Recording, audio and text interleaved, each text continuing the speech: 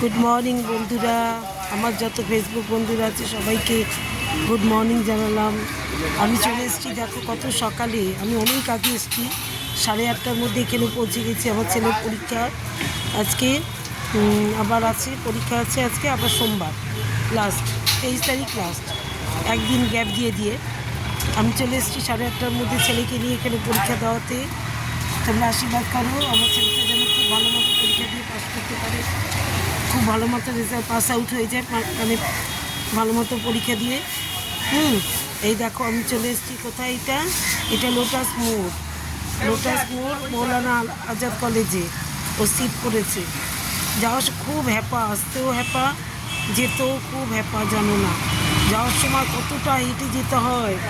সবচেয়ে ভালো হয় মেট্রো, মানে মেট্রো স্টেশনটা কাছে থাকলে, এখান থেকে মেট্রো স্টেশনটা অনেকটা দূর, মানে 15 মিনিট হাঁটা প্ল্যানেট।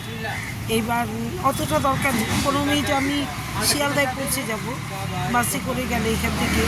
তাই এই ক্রসিং না, পরের ক্রসিংটার থেকে বাসে আসার সময় এই লোটাস মোড়টা এইখানে নাবি, এই ক্রসিংটায় নাবি, কিন্তু যাওয়ার সময় এর পরের ক্রসিংটায় নাবি।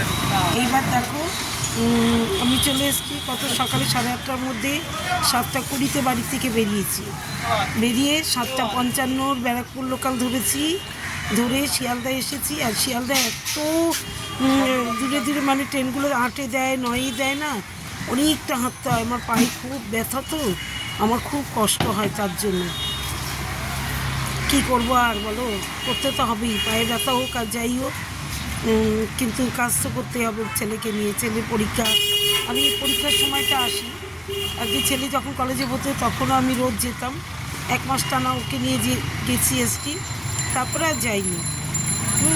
তারপরে যাইনি, একদিন ট্রেনের মধ্যে সেই ভুল ট্রেনে উঠে পড়েছিলাম, কতগুলো লোকগুলো বৌদি আর কতদিন, এবার ছাড়ুন ছেলেকে। তারপর থেকে আমার ছেলে বলেছে তুমি একবারে যাবে না। ওই তারপর সেদিনই লাস্ট, এমনি স্টেশনে গিয়ে বসে থাকতাম, ওকে নিয়ে বাড়ি ফিরতাম।